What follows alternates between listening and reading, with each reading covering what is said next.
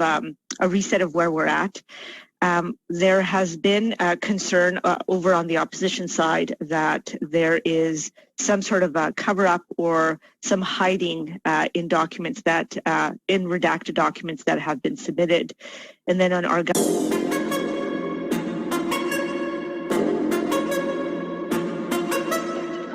since January, not March.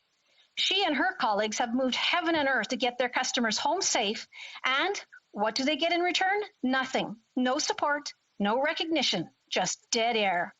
Just recently, she was in the office celebrating her 20th year in the travel business. Her colleagues brought balloons and games to try put a brave and cheerful face on what has been a horrendous year of incredible stress and no financial help. As they were about to cut the cake, this government announced that there would be no cruises into Vancouver until March 2022. Everyone burst into tears. This was completely out of the blue and absolutely avoidable had our government not been asleep at the wheel from the start. Then there's another example of the many women entrepreneurs who run our local dance studios who face the decimation of their industry, despite their incredible efforts to pivot under the new COVID protocols, which changed without warning from day to day. They tried to encourage their thousands of students with the hope that their dance dreams would not be dashed. In the end, many of them have had to close their doors under the pressure of a year-long lockdown. Bills piled up. Festivals and competitions were canceled. Student enrollment declined.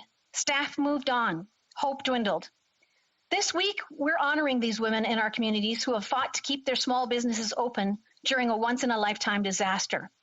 Their dedication to the health and wellness of our neighborhoods is something more valuable than we can truly appreciate. But they are reaching their breaking point. Help cannot be delayed any longer. Today, we have an opportunity to do more than just post something on social media in support of women. Today, we can work towards providing solutions for those job creators who find themselves most impacted by lockdowns.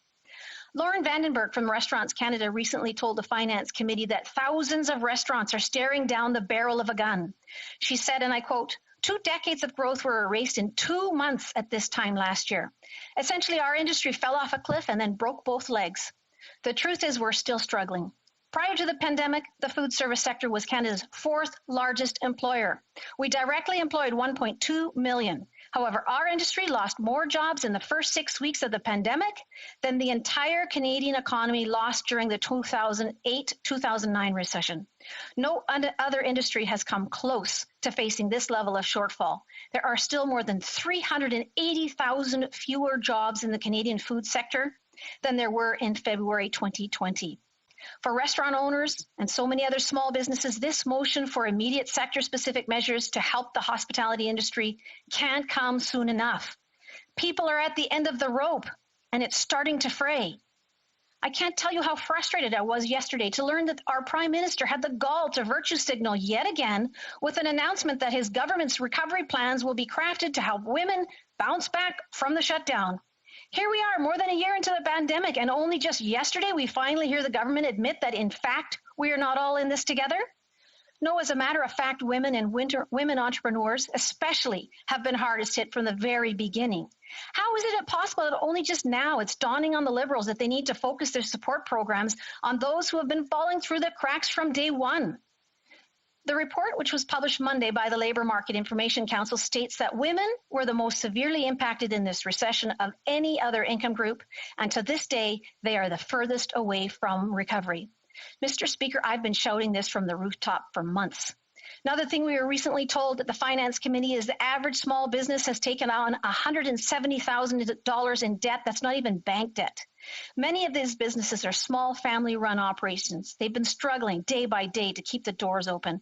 Family members are called on to pitch in with busking tables, serving customers, washing dishes, while caring for children and aging parents. They've been stretched to the maximum. They're losing sleep and they're losing hope. And now, on top of all that, they bear a heavy debt load as well. Through no fault of their own, this pandemic will stretch on much longer in Canada than in our other G7 partners.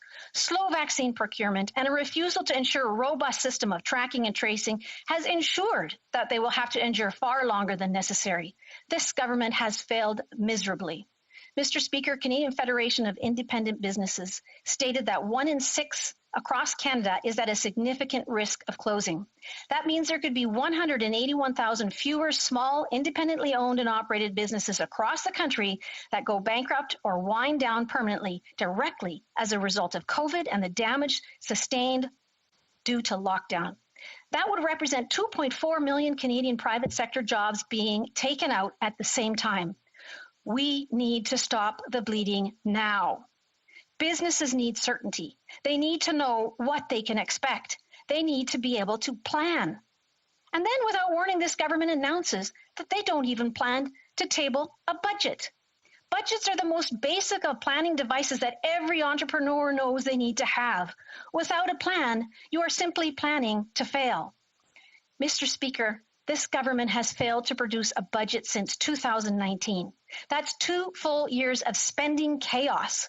We've been told by the PBO that the Liberals are spending so much so fast, they can't even keep track. And yet, they made sure to set aside extra funds for CRA audits of small businesses.